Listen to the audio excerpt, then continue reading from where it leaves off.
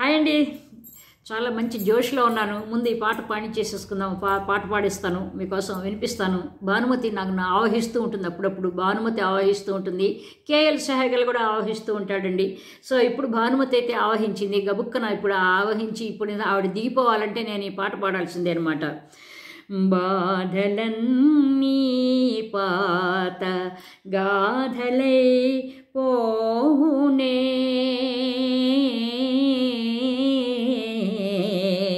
బాధలన్నీ పాత గాథలై పోనే, వంతలన్నీ వెలుగు పుంతలో మాయునే, ఏలాగో ఓలాగు ఈరేయి దాటెనా, ఈరేయి దాటెనా, ఈ పంజరపు బ్రతుకు ఇక నీకు తీరునే, ఎందుకే నీకింత తొందరా, ఓ చిలుక నా చిలుక,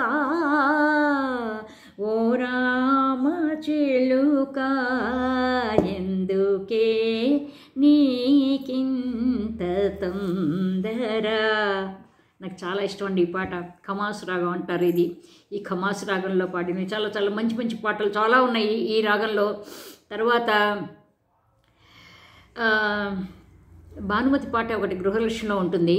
ఆ పాట ఏంటంటే, మేలుకోవయ్యా కావేటి రంగా శ్రీరంగా, ఇదొకటి. అయితేనండి నేను పూర్తి పాటలు పాడలేకపోతున్నాను, ఎందుకంటే కాపీరైట్ వేసేస్తాడండి బాబో ఈ యూట్యూబ్ వాడు. కాబట్టి ఏంటంటే వాడిని ఏమాత్రం కోపం తెప్పించకూడదు, వాడిని ఇరిటేట్ చేయకూడదు, వాడిని అసలు ఏమాత్రం కూడాను ఇబ్బంది పెట్టకూడదు. కాబట్టి ఏంటంటే ఇప్పుడు కూడా నాకు భయంగా ఉంది. దేవుడా దేవుడా దేవుడా దేవుడా, అమ్మవారు అమ్మవారు అమ్మవారు, తల్లి తల్లి తల్లి, నాకు కాపీరైట్ పడకూడదు అని అనుకుంటున్నాను. సరే, అయితే ఈ పాట పొద్దున్నుంచి నేను గునుగునా ఇచ్చుకుంటున్నాను, తెగ కూని రాగాలు తీసుకుంటున్నాను. ఎటు వెళ్ళినా, వంటిట్లోకి వెళ్ళినా, బాత్రూంలోకి వెళ్ళినా, హాల్లోకి వెళ్ళినా, గార్డెన్లోకి వెళ్ళినా, అటు పక్కన గరాజ్ దగ్గరికి వెళ్ళినా, ఎక్కడికి వెళ్ళినా ఏం చేసినా ఈ పీడలాగా పట్టుకుందనమాట. యాక్చువల్గా చెప్పాలంటే నాకు ఎందుకు అంటే, నాకు భానుమతి గారు అంటే చాలా ఇష్టం. ఆవిడ ఏం పిల్ల పిల్ల పిల్ల అంటూ ఉండేది. ఆవిడతో నాకు పర్సనల్గా చాలా చక్కటి మంచి బాండింగ్ ఉంటూ ఉండేది.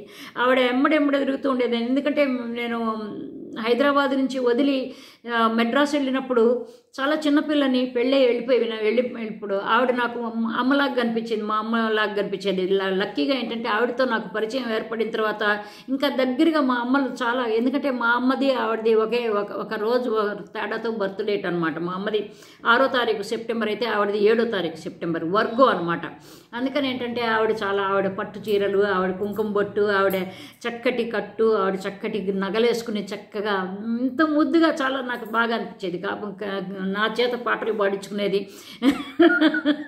నాకు బుద్ధి జ్ఞానం లేకుండా ఆవిడ ముందు పాడుతూ ఉండేదాన్ని. అసలు ఏదో చిలిపితనం కూడా కాదు, అదేదో చాలా గొప్ప వ్యవహారం, చాలా గొప్ప విషయం చేస్తున్నాను చాలా అని చెప్పి చాలా సీరియస్గా పాడుతుంటే ఆవిడ ముసి నవ్వులు నవ్వుకుంటూ ఏ ఇందిరా నువ్వు ఇంకొకసారి ఆ పాట ఆ లైన్ అనగానే అబ్బో అసలు ఏదో ఇండియన్ ఐడల్ రేంజ్లో చాలా నన్నే పాడమని చెప్పింది ఈవిడ. అబ్బో నేను చాలా కరెక్ట్గా పాడుతున్నాను అని చెప్పి మళ్ళీ ఆ లైన్ అంటుకుంటూ ఉండేదాన్ని. అంటే భరణి గార్డెన్స్లో ఆవిడ ఇల్లు ఉండేది ఆ టైంలో అనమాట అది.